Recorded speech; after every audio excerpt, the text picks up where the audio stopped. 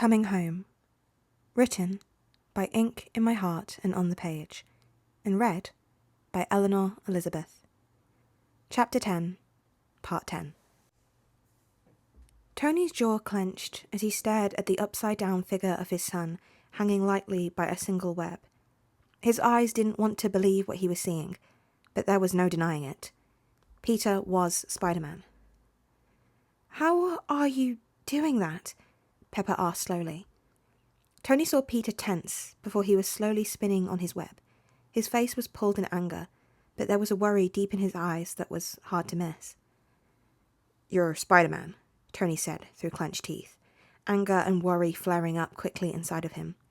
"This whole time, helping me with the suit, that day on the rooftop, that was you and you never said a word?" "Like you told me you were looking into Ben?" Peter snapped. "Get down," Tony growled. Peter glared, but flipped himself with the ease of a gymnast and landed lightly on the end of the table. "You were looking into Ben," Peter said hotly. "You were looking and you didn't tell me. Ben didn't know, and neither did May. They didn't. You're lying." He shot a glare at Natasha, who looked impassively back. "You think we would just stop when you got home?" Tony asked, and when he saw Peter's mouth open to retaliate, he pushed ahead. "No, this is where you zip it. The adult is talking. I know it doesn't feel like you were kidnapped, but you were. You were taken from us, and if you think that we were just going to stop looking into who did this, then you were wrong." "Peter," Pepper said, "we had to look into Ben. There were too many inconsistencies surrounding your kidnapping and why you weren't found sooner." "You love Ben, I get it, but he wasn't telling you the truth," Tony said. "He knew that you were taken from us, Peter. He knew." "No, he didn't!" Peter burst out. "He didn't know, neither did May. They love me." "And we love you," Pepper stressed. "I'm sorry, Peter, I really am, but what Ben did wasn't okay. He willingly kept you from us." "No," Peter shook his head. "We were fine. Fine before we ever met you." Peter regretted the words the moment they were out of his mouth. Pepper looked as if she'd been struck, and Tony's jaw was so tight Peter was afraid he was going to break a tooth. "I'm sorry," Peter said instantly, the anger fading and quickly being replaced by guilt. "I didn't mean it." Tony took a sharp breath in, and in a very quiet voice said, "Go to your room." Peter instantly backed away to the door. "I didn't mean it." Then he turned and fled. He ran out of the room and sprinted down the hallway, scooping up his backpack and shoes. Friday already had the elevator door open and waiting for him to go. He slipped in, breathing heavily as the doors closed behind him. It didn't take long before the doors were opening again, and Peter stepped out onto his floor. He swallowed thickly and rubbed his face as tears dribbled down his cheeks. "I didn't mean it," Peter whispered into the room. He hiccuped, rubbing his eyes again, and headed to his room. He ripped open his backpack, pulling out his suit. He hesitated for a moment, feeling the fabric between his fingers. The image of Pepper's hurt face flashed to his mind, and he was stripping off his clothes and pulling on the suit. He pulled on his mask, and he left his room, heading to the balcony. He sniffed loudly, blinking at the tears that welled in his eyes, the mask soaking them up in an instant. Then he did the one thing he'd been longing to do since he got into the tower. He ran and took a flying leap off of the balcony, shooting a web out as he did to snag the side of the building. It didn't feel nearly as good as he had hoped. Tony wrapped an arm around Pepper once he heard Peter's footsteps fall away. "Friday, once he's on our floor, lock down the elevator. I don't want him leaving." "Yes, boss," Friday responded. "He's just upset," Pepper said quietly, but Tony could hear the hurt in her voice. "Everything's changing for him again." Tony pressed a kiss to Pepper's temple. "Did they do this to him? In their experiments?" Pepper whispered, horror seeping into her tone. "It's possible," Bruce said quietly. "It would explain why Ben kept Peter," Natasha said. "If he knew that Mary and Richard had experimented on Peter, giving him his powers, then he may have kept Peter for himself." "We don't even know what his powers are," Tony growled. "I can't believe they experimented on my son." "Oh my God," Pepper breathed. "He can catch a bus with his bare hands." Tony scrubbed a hand down his face as he remembered the video. "What the hell did they do to him?" "I'll keep going through the papers," Bruce said. "See if I can find out what they did. You should talk to Peter, though." Boss, Friday interrupted. Peter has left the building. I thought I told you to lock down the elevator, Tony growled. I did, boss, Friday said. He didn't leave via the elevator. Shit, Tony groaned, already moving towards the door. I have to go get him. Tony, Pepper called after him, making him pause. Go easy on him. This isn't his fault. I know it's not, Tony said. I just want to keep him safe. Peter sat on the edge of a building, legs dangling and a churro held limply in one hand. The sun was beginning to set, and he had a perfect view of it, but he couldn't appreciate the beauty of it. He tried to patrol, tried to ease the image of Pepper's hurt face, and that they had been looking into Ben. He had stopped a robbery and helped a lady with directions, who had bought him the churro, but it wasn't enough to dispel the conversation playing on a loop through his head. It distracted him, and when he stopped to hit and run, he managed to break his arm in the process. He heard the sound of the Iron Man suit fast approaching, and he sniffed, cradling his arm closer to his chest. He didn't flinch as he heard the suit land on the roof. Instead, bowed his head low enough that his chin rested on his chest. He listened to the hiss of the suit as it opened up and the light footsteps as Tony stepped out. You know, out of all the people I imagined being Spider-Man, I never expected it to be my own nephew. Rhodey's voice had Peter's freezing. You really have a handle on those webs, huh? Peter heard Rhodey cross the rooftop before he came to lean on the edge of the building besides Peter. You got your dad flying all over Queens looking for you. I didn't mean it, Peter sniffed. I didn't mean what I said. Oh, Pete, they know, Rhodey said. Tempers are just running a little high at the moment. Peter shook his head. They won't want me back. I said something awful to Mum and Dad. Won't? Pete, you've got Tony flying all over Queens right now. Rhodey shook his head. I've got Pepper calling me every few seconds asking for an update on you. You have no idea how far they'll go to keep you safe. They were angry, Peter sniffed. That I'm Spider-Man, and that I didn't believe them. They were a little taken aback, Rhodey agreed. But they aren't angry at you. Why? Peter hiccuped. He flinched when he felt hands on his mask, and slowly it was peeled away from his face. When it was clear, he rubbed his face to try and wipe away the tears. I don't think you quite understand just how much they love you, Rhodey said, gently rubbing Peter's back.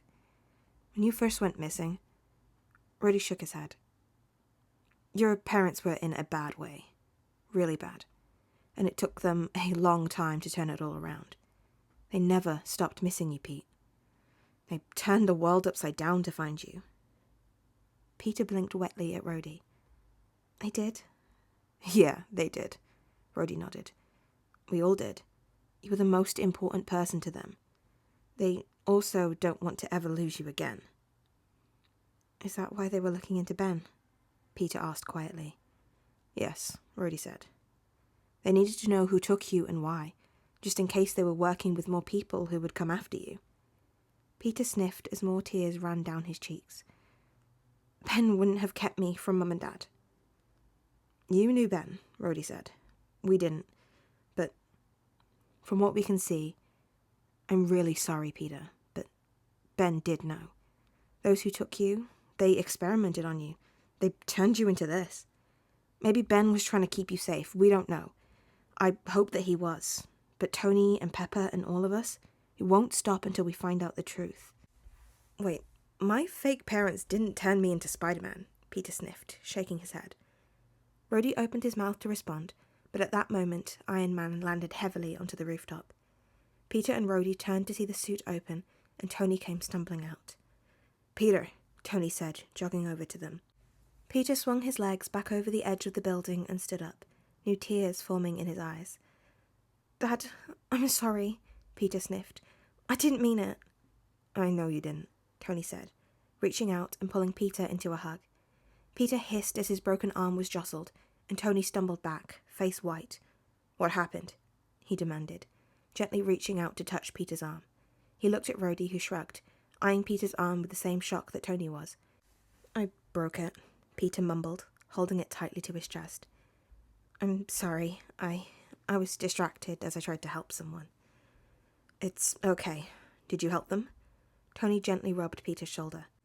Yeah, they're okay, Peter nodded. Let's get you home and have Bruce take a look, all right? Tony squeezed Peter's shoulder and looked at Rhodey, who gave a nod. It's fine, Peter sniffed. It's already healing. Already... Tony trailed off. Let's just get back, okay? Peter hesitated, biting his lip. Is Mum really mad at me? Only worried, Tony assured him. We both are. Peter nodded and gently leaned his head against Tony's shoulder. I'm really sorry I yelled at you. Tony's hands came up to cradle the back of his neck. It's okay. He pressed a kiss to the top of his head.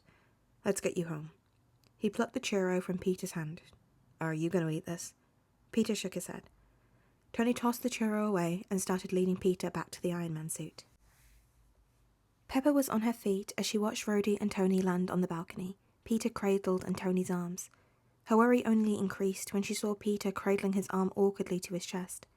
She hurried to the door, and as soon as Peter stepped inside, she pulled him into a gentle hug, mindful of his arm. I'm so glad you're home. She kissed the top of his head, inhaling deeply as she closed her eyes in relief. You had me so worried. I'm sorry, Peter mumbled into her collarbone. I didn't mean it. I didn't. I love you. I know, Pepper hushed, gently peeling the mask from his face. Her heart clenched when she saw the red-rimmed eyes and the tear stains on his cheeks. She smoothed back his sweaty curls and placed a kiss on his forehead. It's okay, sweetheart. I'm sorry, Peter mumbled again. Tony and Rhodey, now both armorless, stepped inside and shut the door behind them. What happened to your arm? Pepper asked, stepping back, and her hands hovered over the awkward-looking limb. I broke it, Peter sniffed. It's fine, it's already healing. Pepper shot a wide-eyed look to Tony. Friday, get Bruce to medbay, Tony said. We'll meet him there. I'll go update the Avengers, Rhodey said, as they headed towards the elevator. Tell them they can call off the search for Spider-Man. I can't believe you stole Cap's shield. Tony shook his head. Peter's eyes widened. Oh no, he's going to be so mad. He will be impressed, Pepper said, as she shot Tony a dirty look as he laughed. Don't worry about that. Let's just focus on fixing your arm. Bruce was waiting in the medbay when they got to the Avengers floor, and Rhodey left them to update the Avengers. What seems to be the problem? Bruce asked, smiling softly as they entered the room. Peter broke his arm, Pepper said, directing Peter to the bed. It's fine, Peter said, but hopped up onto the bed anyway. It's healing. Friday, can you scan Peter? Bruce asked. Scanning Peter, Friday responded. A minute later, she responded and a nearby monitor lit up with an X-ray. Peter's arm appears to be broken, but is healing at a rapid pace. Bruce raised his eyebrows, looking from the X-ray to Peter. Your arm? This looks like it's already 3 weeks healed. How long ago did you do this? About an hour ago, Peter said. It should be fully healed in another couple of hours. That's... Bruce glanced at Pepper and Tony. Remarkable. It's pretty cool, Peter admitted. You think it's on par with Steve's healing factor? Tony asked. I think it's better, Bruce admitted. I mean, I can't be sure without any tests, but I'd say Peter could give Steve a run for his money. You think they injected him with something like they did Steve? Pepper worried, a hand carding through Peter's hair as she hovered protectively by his side. Whoa, injected? Hold on, nobody injected me with anything, Peter said, looking between her and Tony. Pete, Tony said gently, I know this is hard. No, I mean, I heard you talking about how my fake parents did experiments on me, Peter said quickly, but they didn't do this. Pepper gently tugged at Peter's curls. You think someone else did? Do you remember something, or someone? Yeah, a spider bit me, Peter said simply, sounding almost annoyed. A spider did this? Bruce clarified. Yeah, like 8 months ago, Peter nodded. I was on a field trip to Oscorp. Bruce and Tony looked at each other sharply. And we were in this room and there were all these spiders and it was so creepy. I hate spiders. You named yourself Spider-Man even though you hate spiders, Pepper smirked, though her inside was a knot with worry. How much did her son have to go through? I was sticking to a theme, Peter protested. Anyway, I felt this really sharp pain and I looked down to see this spider. I took it, just in case, but it died and then I got, super sick. I thought I was gonna die. But then I woke up and I felt amazing. And you decided to become a vigilante? Tony asked. Well, not at first, Peter admitted quietly. But then Ben got shot, and I didn't do anything. And I thought if you could do the things I can and you don't, and then the bad things happen, they happen because of you. Like Ben. That wasn't your fault, Pepper said, gentle but firm. If Peter was as much like Tony as he was proving to be, then he would be blaming himself for Ben's death. Maybe, Peter murmured, but I could have helped. You could have died too, Tony said firmly. I don't think Ben would have wanted that. Does May know? Pepper asked, dreading the answer. She would be furious if May had been lying to her all this time. She had grown fond of the woman and would hate to kick her out of Peter's life, but she would do anything to protect her son. Peter shook his head almost violently. No, she doesn't know, I swear. Pepper sighed, half in relief. We have got to talk about you keeping things to yourself. It's going to get you into a lot of trouble one day. The migraine and sensory overload you experienced the other day, Bruce asked. Was that because of your powers? Yeah, Peter winced. Ever since I got bitten, it's like my senses have been dialed to 11. I mean, it even cured my asthma. So you did have asthma? Pepper asked. Yeah, and it was really bad. I couldn't even play sports, Peter nodded. But now... You can swing around Queens, Tony finished, looking stern. Are you going to make me stop? Peter asked quietly. Pepper looked at Tony, who caught her eye. As much as they would rather wrap Peter up in a bubble, they were both beginning to learn that their son was stubborn and extremely kind-hearted. Even if they did, he would no doubt find a way to get back out on the street to help people. Probably with the help of his very loyal friend Ned. No, Tony said reluctantly. But there is going to be a serious discussion about all of this. And rules, Pepper added sternly, along with a curfew. Peter nodded rapidly. Of course, thank you so much. The webs, Tony asked, sounding curious. Who manufactured them? I did, Peter finally began to smile, his posture finally uncurling. Pepper could see that Peter had been dying to tell Tony about this for some time. She smiled fondly at her boys, thinking how much he and Tony were alike. It was a wonder that Peter had been able to keep this to himself for so long. She cursed herself for not seeing it sooner, but was thankful that her son was okay. You made it? Tony stared at Peter intently. Yeah, I made it during chemistry class, Peter said. In chemistry class? Tony repeated, somewhat weakly as he shared another glance with Pepper. Peter winced, eyes glancing to the door. Oh. What? Tony asked, suddenly alert. The Avengers just realized they tried to knock me out, Peter said. Pepper looked to the front door, a frown on her face. How do you know that? She turned back to Peter, who tapped the side of his head. Super hearing, Peter said. Pepper and Tony shared another look.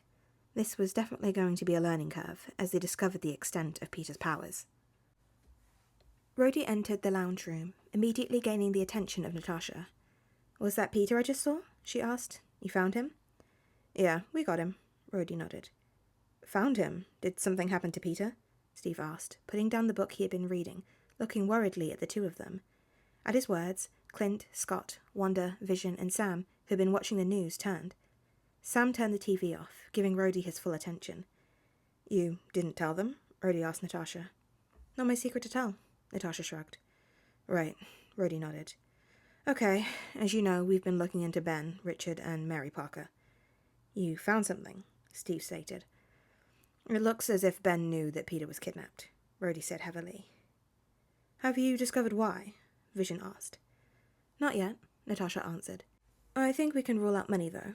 The Parkers had gone through the millions Obadiah gave them, and Ben never ransomed for any money. So why would they keep Peter a secret? Clint asked. What does he gain out of it? It looks like Richard and Mary were experimenting on Peter, Rhodey said. Steve stood up at the news, hands curling into fists at his side. They experimented on a child? Bruce is still looking into it, Natasha said. But yes, they did. With some very interesting results. Oh, I don't think that was from them, Rhodey said. Natasha cocked her head to the side. You think someone else did this to him? Peter said it wasn't them who did it, Rhodey said. Do what? Scott asked, looking between the two of them. What are you two talking about? Think of it this way, Natasha said. We can stop looking for Spider-Man. Peter is Spider-Man, Steve asked. He's the enhanced individual we've been looking for. You're joking, Sam said, deadpanned. Nope, Rhodey said. Apple doesn't fall far from the tree after all. He's 15, Steve said, stressed. He shouldn't have these powers at all. Clint's eyes widened. Oh my god, I shot an arrow at him. We tried to knock out Tony's kid. Steve's eyes widened. To be fair, Natasha pointed out, we didn't know it was Peter. I think I should just retire, Clint said miserably. If Tony doesn't kill me, Pepper will. Peter must hate us, Steve sighed, sinking back down into the couch with his head in his hands. If he did, Wanda said, I don't think he would have returned your shield. Steve looked up, hand dropping from his face. I don't know how we didn't see it before. It was such a stark thing to do. Natasha grinned wickedly while Scott snorted with laughter. We can't tell Fury, Steve said, suddenly serious. Peter's a child, and should have no business with S.H.I.E.L.D. Agreed, Rhodey said. I don't want my nephew anywhere near S.H.I.E.L.D. You think you can keep it from Fury? Natasha asked. Super spy or not, Clint grunted. If Pepper finds out he was using Peter, we'd never find the body. I'm not telling, Scott said. Do you know how much Hank and Hope would kill me if I lost this suit? Because if Pepper ever found out it was me who blabbed, I'd be in trouble. We can't hide it forever, Steve said. But it should be Tony's choice to tell Fury or not. Agreed? The team nodded in unison. Where is Peter now? Steve asked. Medbay, Rhodey said. He was a little upset when he overheard us discussing Ben and managed to break his arm patrolling. I have to admit, Natasha said, he is quite stealthy for someone untrained. I didn't see him enter the room. Clint smirked. Someone snuck up on the Black Widow? Please tell me there's footage. Nothing you will ever see, Natasha glared. And don't even think about recruiting him for pranks. Sure, whatever, Clint shrugged casually.